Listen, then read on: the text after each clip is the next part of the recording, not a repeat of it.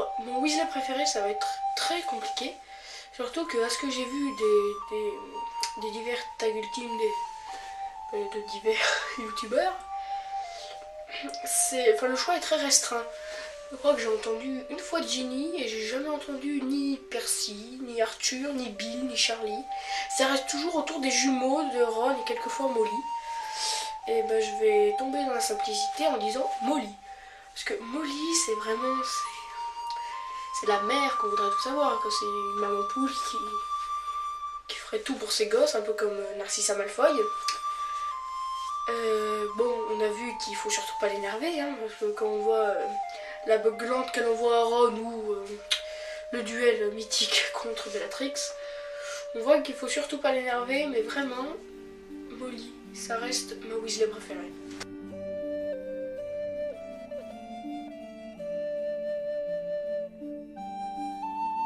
Personnage féminin préféré, ça va être compliqué parce qu'en fait j'en ai deux et je ne peux pas me départager. Alors en premier on a McGonagall parce que cette professeure ou cette personne a vraiment... au début on dirait qu'elle est sévère, qu'elle rigole pas du tout, qu'elle est très stricte et à la fin on se rend compte qu'elle peut être très drôle quand elle veut et que c'est la sorcière la plus badass de toute la saga aussi. Il faut juste voir, que ce soit dans le film ou même quand c'est raconté, comment c'est raconté dans le livre, il n'y a qu'à voir son combat avec Rogue, ou même la préparation de la défense de Poudlard. On peut dire que c'est vraiment la sorcière la plus badass de toute la saga. Et donc, mon deuxième personnage féminin, c'est Luna Lovegood, parce que Luna Lovegood, c'est moi.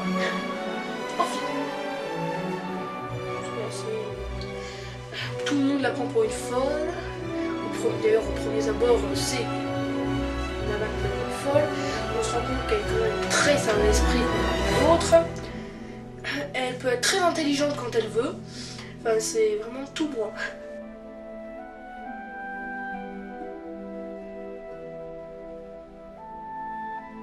Alors, mon méchant préféré, c'est... En fait, au début, par rapport à ce qu'on... Enfin, surtout, en fait, après avoir lu tous les livres, au début, mon méchant préféré, c'était vraiment Bellatrix. Parce que Bellatrix, elle est folle alliée, encore plus psychopathe que Voldemort, elle est même plus méchante que Voldemort. Parce que, en fait, ils sont au même niveau, mais si on réfléchit, Voldemort, il a fait tous ces meurtres parce qu'il ne peut pas ressentir d'amour. Bellatrix, elle peut. Donc ça la rend encore plus méchante parce qu'elle pourrait ressentir de l'amour, mais elle veut pas. Voldemort, c'est juste qu'il est dans l'incapacité de ressentir de l'amour. Donc Bellatrix, vraiment au début, c'était ma préférée. Elle est complètement folle, même si je lui pardonne pas les meurtres de Dobby, de Tonks et de Sirius. Voilà. Mais mon méchant préféré actuellement, c'est vraiment Ombrage. Cette nana, c'est Ombrage, c'est le personnage qu'on a tous aimé et détesté dans la saga, ça c'est sûr. Personne ne peut adorer Ombrage, enfin moi je l'adore, mais je l'adore en tant que méchante quoi. Personne ne peut l'adorer en tant que personnage en elle-même quoi. Elle est même plus détestée que Voldemort. Enfin honnêtement, Voldemort, je ne l'aime pas du tout. Je ne l'aime pas du tout ce personnage. C'est vraiment mon dernier méchant préféré. Mais vraiment Ombrage c'est... Dites la salle putain rose hein, pour les intimes. Vraiment Ombrage, actuellement du moins ça reste mon méchant préféré.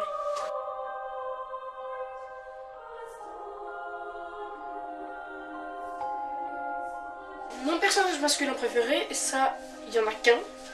Pour une fois, j'ai pas trop à décider. Donc, c'est Lupin.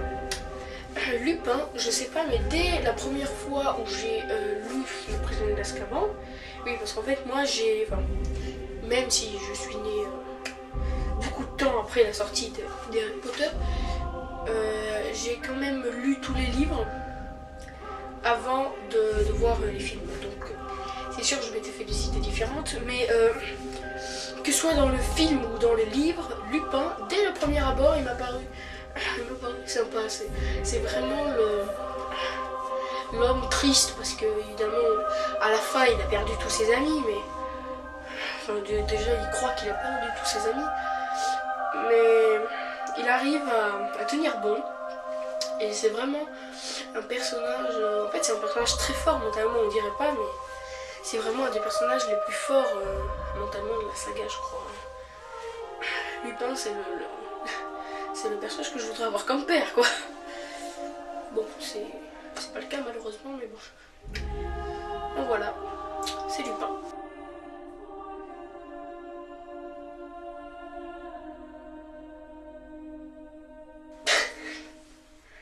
Ça va être très compliqué.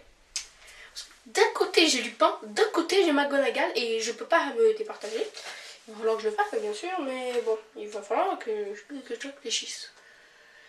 Mais quand même, enfin, si on parle de véritable professeur, c'est vrai que Lupin il a été professeur de défense contre les forces du mal pendant 1 an puisque le poste était maudit. Donc si on veut compter comme vrai professeur, c'est plutôt McGonagall parce que McGonagall elle est à Poudlard depuis... en train de réfléchir. Depuis longtemps, on va dire, à peu près 50 ans à peu près. Donc, vraiment, McGonagall, c'est mon professeur préféré parce que... Alors, j'adorerais, avant la fin de mes études, avoir un professeur comme McGonagall, mais faut pas rêver, quoi. Elle est très stricte, enfin, en fait, j'en ai déjà eu. Elle est très stricte au premier abord, mais en fait, on se rend compte que ça peut être une vraie clown, quoi. C'est le professeur qu'on aimerait tous savoir. Enfin, j'imagine. Alors, je sais qu'il y en a, c'est... Bon, en général, les choix, c'est très souvent autour de Lupin et de McGonagall. Il y a rarement eu autre chose. Hein. Les autres professeurs ne sont pas très aimés, à ce qu'on dirait. Hein. Enfin, j'adore aussi le professeur Chourave, mais... Bon, vraiment, pour moi, c'est McGonagall.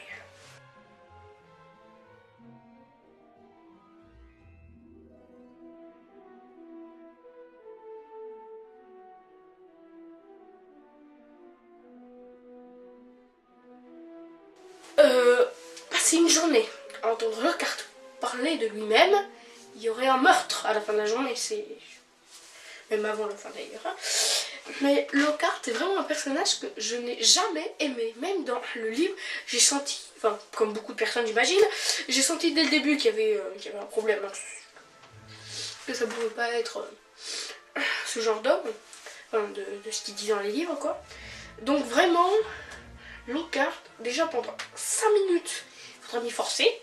Alors pendant une journée, on rêve. Alors, certes, laver les cheveux de drogue, il faudrait s'y attaquer au détartrant, mais ça dure déjà beaucoup moins de temps que d'écouter parler Lockhart. Et surtout, Lockhart, je ne l'aime pas pour une autre raison. Parce que, je sais pas si vous avez pu voir, alors je me suis pas mis en mode ma maison, enfin à la rigueur la couleur du pull, mais bon. Je suis à Serre d'Aigle, et pour ceux qui ne le savaient pas, Lockhart était à Serre d'Aigle. Donc vraiment, pour moi, Lockhart est la risée de Serre d'Aigle. Donc je sais pas du tout pourquoi le choix pour la vie à Serre d'Aigle. Hein. Alors je pense savoir pourquoi. Parce qu'évidemment il est très intelligent, hein, parce qu'il a réussi à faire picoler tous les gens qui ont fait des aventures. Enfin, les gens lui ont tout raconté, et il les a oubliés. C'est d'ailleurs pour cette raison-là que Dumbledore a employé Lockhart, parce qu'il savait qu'il y avait un problème, quoi. Donc vraiment, Lockhart, c'est un personnage que je n'aime pas du tout. Alors je l'adore au niveau du personnage, mais je l'aime pas du tout au niveau du... Comment dire je sais pas si vous avez compris ce que je veux dire, je pense pas du tout, mais... Lockhart, je l'aime pas par rapport à la saga, mais sinon c'est un personnage que j'adore, parce qu'il joue très bien, enfin l'acteur, déjà l'acteur est génial, mais il joue très bien comment dire, le salaud, hein. Il n'est pas autre chose, hein. Voleur, très modeste, hein.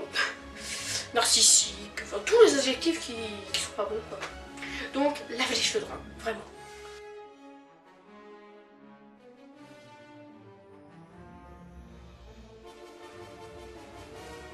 Je tiens à être clair, je tiens à ma vie, donc j'ai bien envie de ne pas répondre à cette question, mais je vais le faire quand même. Hein. Alors déjà, j'ai pas envie de combattre une Molly en colère, parce que de 1, on a vu comment ça s'est passé avec Ombrage, Estrange, avec Bellatrix. Donc, pas envie que ça se passe comme ça avec moi. Et surtout, Molly, elle est trop sympa, c'est la vraie maman poule qu'on aimerait tous savoir, donc j'ai vraiment pas envie de la mettre en colère. Donc pour ces deux raisons, je vais choisir une Bellatrix euphorique, même si j'ai toujours 99,9% de mourir, je préfère mourir des mains d'une vraie méchante.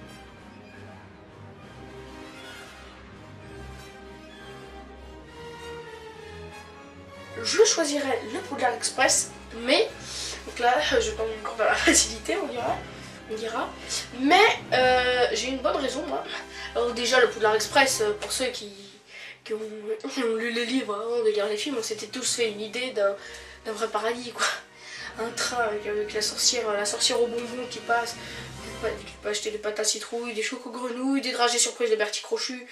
C'est le paradis quoi pour un Potterhead. C'est vraiment, on a envie de prendre le Poudlard Express. Mais j'ai une deuxième raison pour ne pas prendre, même j'en ai trois, pour ne pas prendre la voiture volante. J'ai le mal des voitures. Et dès que je vais dans une voiture, j'ai envie de gerber. C'est très poétique. Mais d'un autre côté, j'ai aussi un vertige, c'est-à-dire que je monte sur une chaise, j'ai le vertige. Donc, si je dois aller dans une voiture qui vole, non seulement je vais avoir envie de gerber parce que je suis dans une voiture, mais en plus je vais avoir envie de gerber parce que je serai en hauteur. Donc, alors avant de gerber tout ce que je peux avant d'arriver à Poudlard, je préfère nettement aller dans un train où j'ai pas le mal des trains moi. Donc, le Poudlard Express.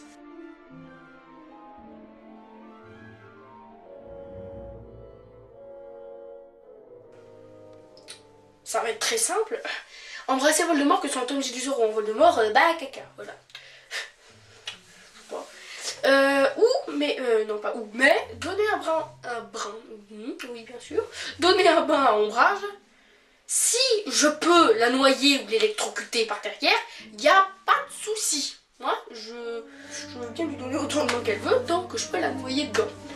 Donc, je préfère nettement donner un bain à Ombrage et la tuer, donc la noyer ou tout ce qu'on peut, plutôt que d'embrasser Voldemort.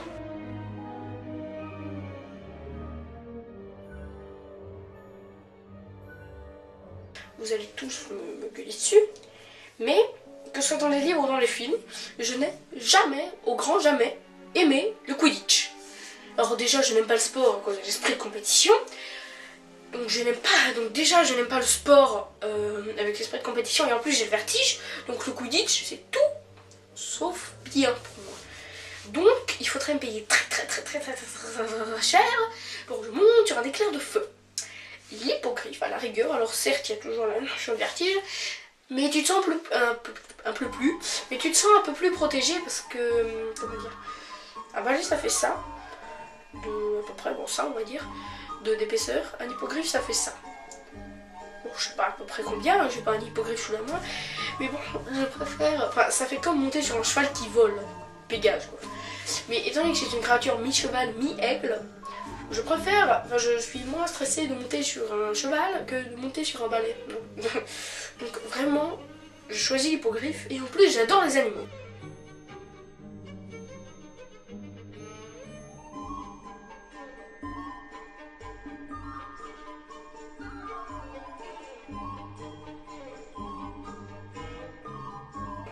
Tonks.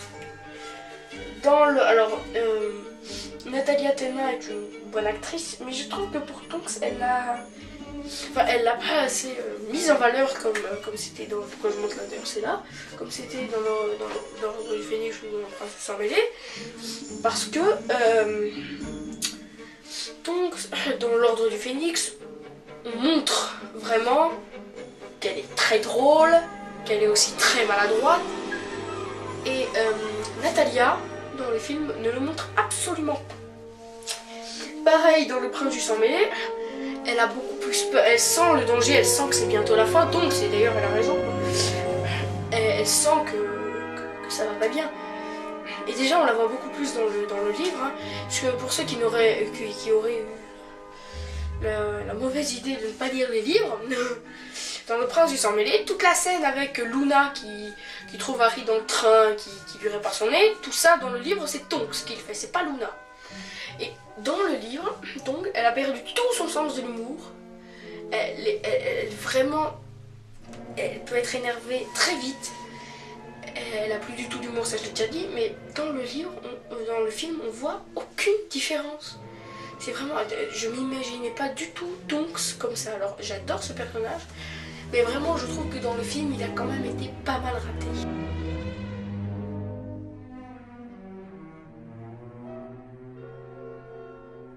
Je ne trouve pas. Alors, David Yates, si vous passez par là, je vous adore.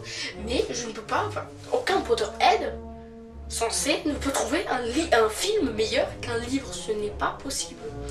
Aucune adaptation de l'œuvre de déesse J.K. Rowling ne peut être mieux que l'œuvre en elle-même. Donc vraiment, aucun. Il n'y a aucun. Si je devais en dire un, parce que c'est obligatoire vraiment, ce serait, mais alors si on va chercher très loin, ce serait Le Prisonnier d'Azkaban. Mais sinon, vraiment, c'est aucun.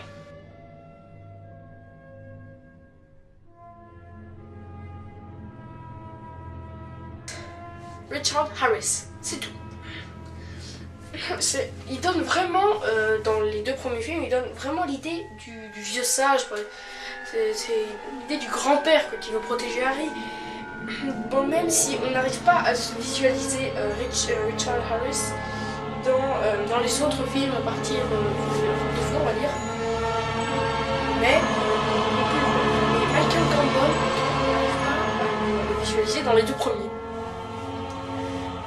Dumbledore est censé être quelqu'un de sage, de calme. Alors, on voit la scène dans la coupe de feu. C'est pas du tout ça. Je vais chercher la scène dans la coupe de feu, je vais vous lire la scène. Alors, page 294, pour ceux qui voudraient la trouver. À présent, le professeur Dumbledore s'était tourné vers Harry, qui soutint son regard en essayant de déchiffrer ce que ses yeux exprimaient derrière ses lunettes en demi-lune. Harry, est-ce que tu as mis ton nom dans la coupe de feu ? Demanda Dumbledore d'un ton très calme. Non, répondit Harry. Il sentait les regards posés sur lui. Rogue laissa échapper une expression d'incrédulité mêlée d'agacement. Pour ceux qui ne se souviennent pas, dans les films, quand ils sont dans la salle des trophées, Dumbledore fonce sur Harry, le cloue au mur, le secoue dans tous les sens et l'engueule presque. Alors que là, ça a bien été mentionné d'un ton très calme. Alors, à moins que Michael Gambon ne connaisse pas le mot calme, il le confonde avec son contraire, mais vraiment, cette scène, c'est la goutte d'eau qui fait déborder le vase. Hein. Donc, Richard Harris.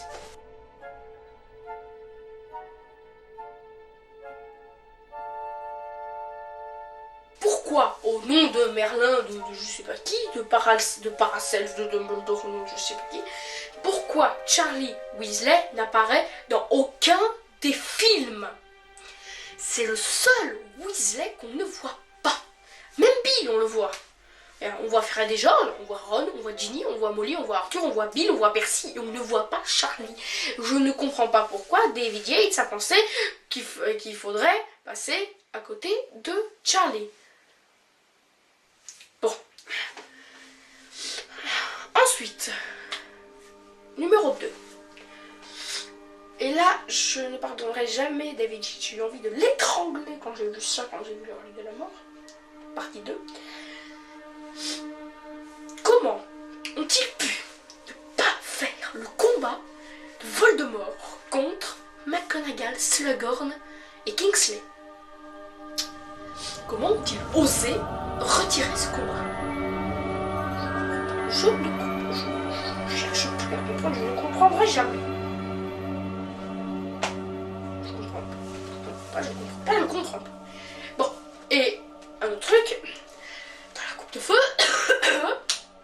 coupe de feu, pourquoi n'y a-t-il eu aucune allusion à Dobby ou à la société d'aide à la libération des elfes d'Hermione? Pourquoi il n'y a-t-il pas eu une seule allusion aux cuisines, à tous les elfes de maison, à la petite copine de Dobby? Pourquoi on n'a pas vu une seule fois Dobby dans la coupe de feu dans le film? C'est dingue. Regardez, rien qu'un exemple, faut que j'en cherche un. Dans le film, la branchiflore pour la deuxième tâche du tournoi de Harry, c'est une ville qui lui donne grâce au livre que Folleuil lui avait donné, on est d'accord. Dans le livre, c'est Dobby qui lui donne. Pourquoi pourquoi on n'a pas vu Dobby dans le film Bordel de voilà, par la barbe de Merlin. Je comprends pas, c'est tout, je comprends pas.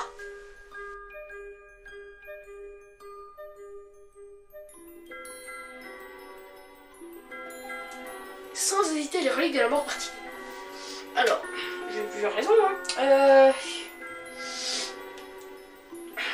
De 1, dans le livre, les personnes qui aident Harry à trouver, enfin pas à trouver, mais à comprendre que leur crux était le diadème de Serdaigle sont Luna et Flitwick. Dans le film, il n'y a aucune allusion à Flitwick, qui, dans le film, paraît être un personnage très beaucoup secondaire. Deuxièmement, le fameux combat de McGonagall, Slughorn et Kingsley contre Voldemort. Tertio, la fin. Horrible.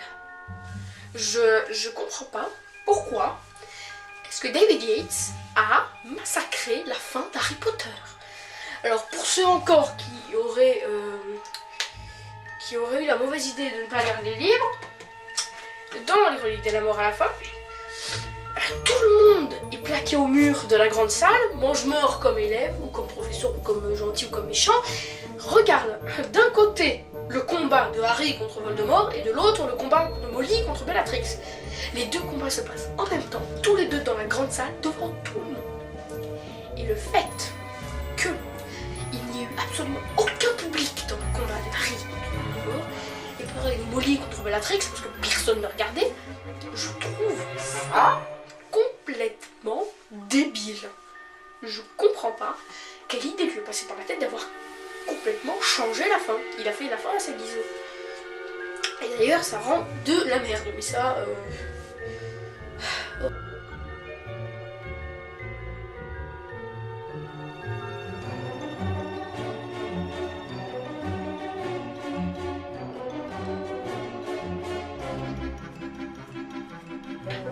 Je ne vais pas répondre comme beaucoup Gryffondor, parce que dès le premier instant où j'ai entendu, enfin où j'ai vu plutôt, enfin où je me suis imaginé Gryffondor, et j'ai tout de suite pensé que cette maison n'était pas pour moi. D'ailleurs, c'est une maison comme moi, Serpentard. Donc la maison qui m'a immédiatement mis en confiance, c'est Serdaigle. Dès le début de Serdaigle, je me suis dit c'est ma maison, c'est moi, j'ai les caractéristiques d'un Serdaigle, je suis Serdaigle.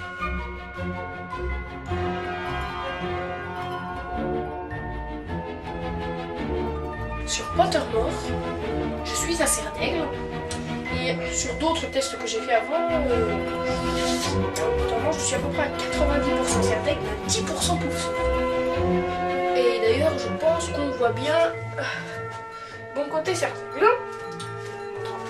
Un peu de plus près, je suis un peu plus éloigné, mais bon, voilà. On a une bibliothèque pleine de livres. Donc je pense que mon côté Serdaigle se montre assez bien.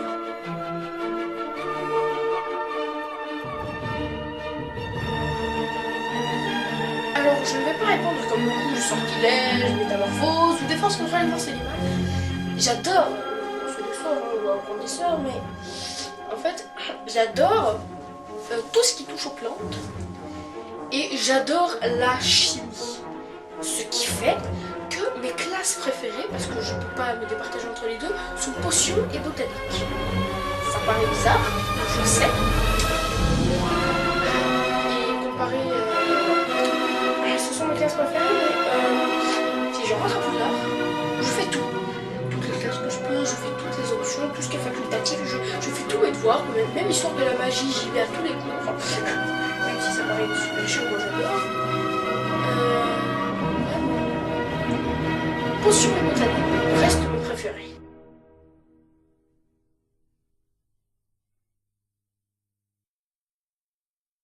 Encore une fois, je ne vais pas tomber dans la facilité en disant action, parce que certes c'est très utile, mais bon, tout le monde le pense, donc... Et puis, je suis désolée, mais un sort à apprendre, comment tu veux te débrouiller avec un seul sort, c'est pas possible. Alors, j'hésite entre deux. J'hésite entre Expelliarmus, parce que Expelliarmus, C'est génial de voir désarmer son adversaire sans lui faire mal, enfin, sauf des fois où lui faire mal, mais bon, voilà. Et l'autre sortilège, ce serait Petrificus Totalus. Parce que Petrificus Totalus, donc autrement appelé le maléfice du saucisson, oui, bon, c'est le nom le moins crédible de sortilège qui a été créé, hein, en français. Maléfice du saucisson. Bon, ça pétrifie totalement les gens. Donc, si quelqu'un t'emmerde, Petrificus Totalus, il bouge plus, il se remet en forme quand il veut, il peut rester à 3 jours s'il veut. Donc vraiment, pour moi, j'hésite beaucoup entre Expelliarmus et Petrificus Totalus.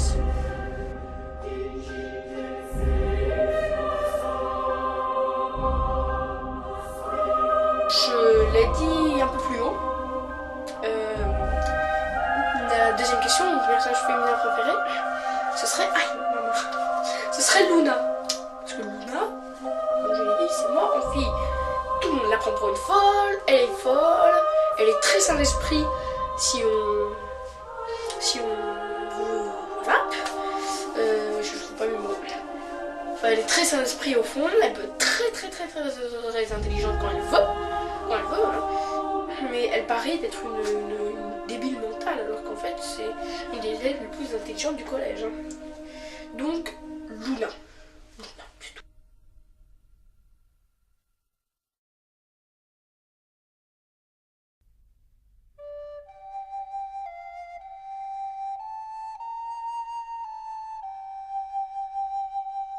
Alors honnêtement, la puissance, j'en ai rien à foutre. C'est clair, hein. Donc, la baguette de Shuro, c'est pas pour moi.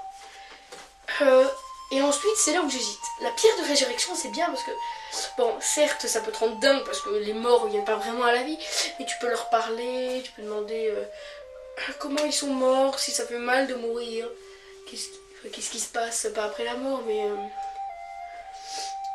tu peux leur demander plein de choses. Pardon, tu peux leur demander plein de choses. Et la cape d'invisibilité, c'est génial quoi, parce que tu peux devenir invisible, tu peux te trimballer partout. Il suffit d'avoir une baguette et tu peux faire tout ce que tu veux tant que tu te fais pas cramer. Donc, j'hésite beaucoup entre la cape d'invisibilité et la pierre de résurrection. Et pour mon côté érudit qui a envie de tout savoir, ce qui définit bien Serdaigle, je choisirais la pierre de résurrection.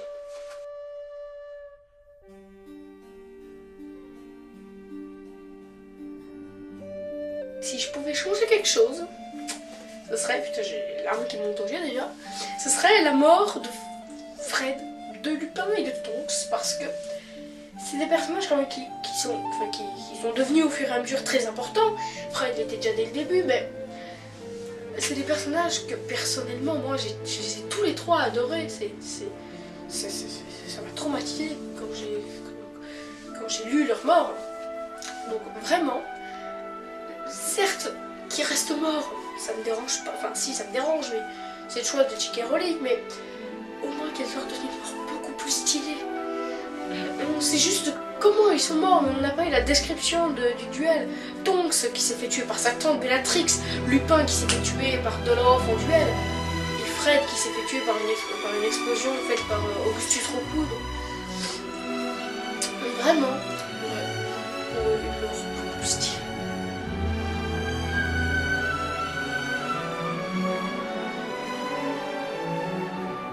Est-ce que j'ai vraiment besoin de répondre à cette question? Alors, vous imaginez évidemment la réponse, mais je vais vous dire pourquoi les autres non. Alors, donc évidemment c'est du pop. Hein. Alors, pourquoi pas Sirius? Sirius c'est un personnage que j'adore, mais... Comment dire, je sais pas. Lupin Pardon. Lupin, c'est un personnage qui est très sage au fond, qui est sérieux, qui aime bien rire, mais qui est le plus souvent sérieux, qui essaie de ne pas faire trop de conneries. Sirius, c'est... Alors quand il était jeune, mais bon, ça n'a pas énormément changé.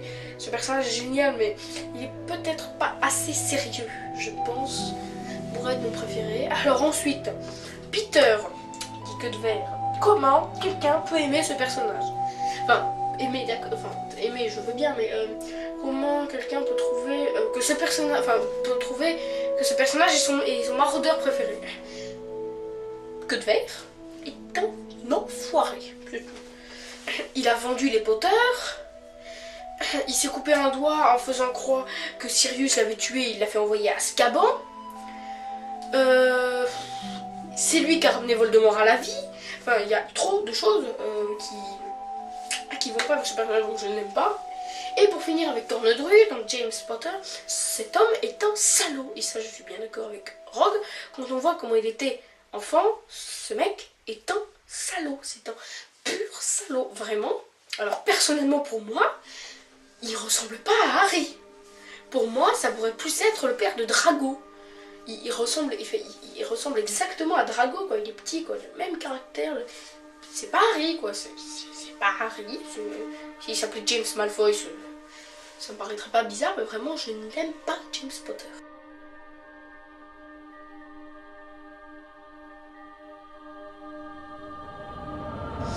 Alors là, je ne peux pas dire qu'un. En fait, il y en a 4.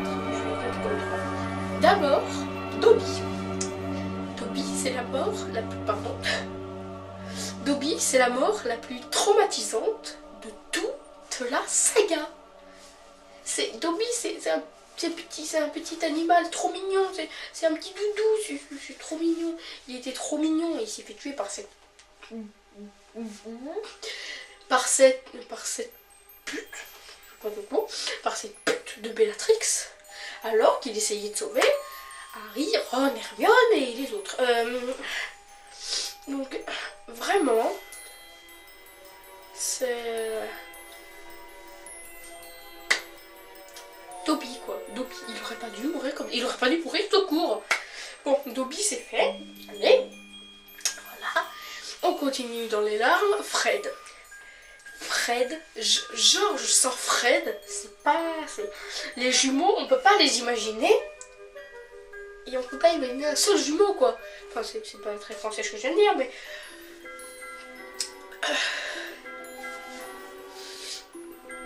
Les jumeaux, c'est un duo. Ils font les conneries en duo. Pour ceux qui se rappellent, dans l'école des sorciers, la lunette, le couvercle des toilettes qui ramène à Harry quand il est à l'infirmerie.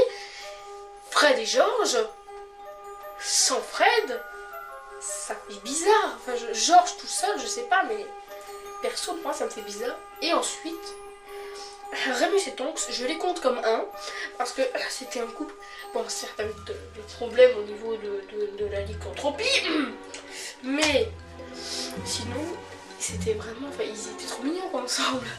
Alors en plus, ils ont eu un enfant qui reste tout seul, avec juste son parrain, Harry. Donc, vraiment, je fais des trucs bizarres avec mes mots. Donc, vraiment, Remus et Tonks. Et si on regardait dans l'idée du Weasley mort, on peut faire, enfin, JK, tu aurais dû faire l'idée que tu avais au début.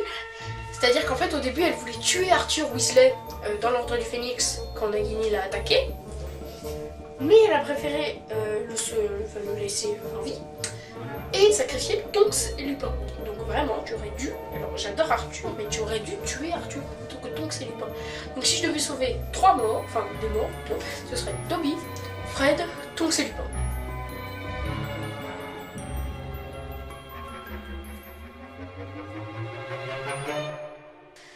Alors, je ne véhiculerai aucun cliché sur les Serpentards, mais je ne touche pas à la magie noire. Je dis pas que, enfin, la plupart des Serpentards touchent à la magie noire en général. La plupart, pas tous. Commencez pas à vous énerver. Donc, je suis un Serpaigle, je suis un Serpaigle digne de ce nom. Voilà, j'ai envie de te connaître, je suis érudit. Je ne touche pas à la magie noire. Les Horcruxes, bah, caca, ça dégage. Voilà. Les reliques de la mort, c'est aussi obscur que les Horcruxes, si on réfléchit, parce que c'est 3 objets qui ont été fabriqués par la mort en personne. Presque encore pire que la magie noire. Donc, Horcrux ou relique, vous dégagez aucun des deux. Aucun. Alors à la rigueur, mais à la à grande rigueur, en grand max, ce serait les reliques de la mort. Mais vraiment, normalement, dans temps normal, aucun village, tous les deux.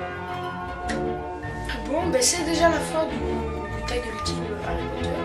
J'espère que ça vous a plu. Hein. N'hésitez pas à liker, commenter ou vous abonner. C'est bon, bon,